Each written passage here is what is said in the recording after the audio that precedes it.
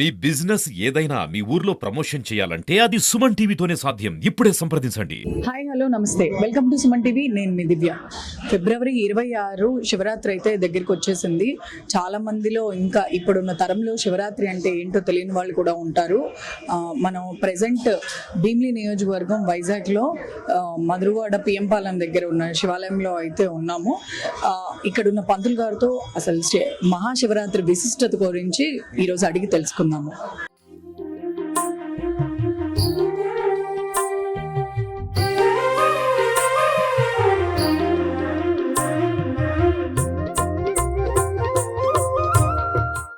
అండి. నమస్తే అమ్మా.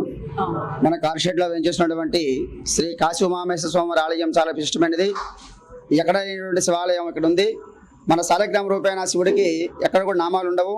మనం వచ్చేటప్పుడే స్వామివారి నామాలతో కూడి ఉన్న శివలింగం ఇది. చాలా విశిష్టమైన శివలింగం ఇది. మనం ఏ కోరిక అయితే కోరుతామో ఆ కోరిక తప్పనిసరిగా నెరవేరుతుంది.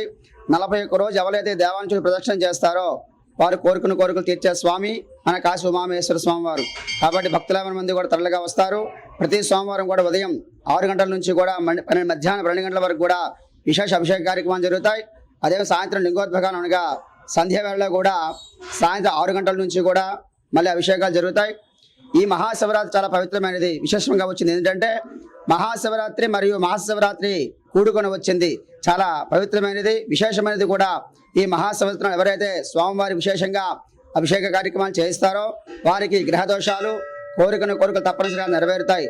అదేవిధంగా మన కార్షెడ్లో వేయించేసిన కాశీ ఉమామేశ్వర స్వామి వారికి మహాశివరాత్రి నాడు ఉదయం 4 గంటల నుంచి కూడా విశేష అభిషేక కార్యక్రమాలు జరుగుతాయి. రాత్రి 9 గంటల నుంచి కూడా మహాన్యాసపు రుద్రాభిషేకాలు లింగోద్భకానికి రాత్రి 12 గంటల వరకు కూడా జరుగుతాయి. కావున భక్తులు విశేషంగా వచ్చి స్వామివారిని దర్శించుకుంటారు. ఓం నమః శివాయ. హరహర మహాదేవ శంభో శంకర. ఈసారి విశిష్టంగా మాస శివరాత్రి మహాశివరాత్రి కలిసి వచ్చింది కాబట్టి అసలు దాని విశిష్టత ఏందో ఇప్పుడు తెలుసుకుందాము. నమస్తే అమ్మా. మాస శివరాత్రి మహాశివరాత్రి అంటే మహాశివరాత్రి మహాశివరాత్రి కలిసి వచ్చింది. ఈ సంవత్సరం చాలా పవిత్రమైనది. ఈ మహాశివరాత్రి ఎవరైతే స్వామివారికి విశేషంగా పూజా కార్యక్రమం జరిపించుకుంటారో వాళ్ళకు ఉన్నటువంటి గ్రహదోషాలు, కాలసర్ప దోషాలు, వివాహ ఆటంకాలు తప్పనిసరిగా తీరుతాయి. కావున ప్రతి భక్తులు కూడా తరలిగా వచ్చి స్వామి విశేషమైన పూజా కార్యక్రమం జరిపించుకుంటారమ్మా తప్పనిసరిగా. ఇది చాలా విశేషమైనది. మహాశివరాత్రి కూడుకున్నది.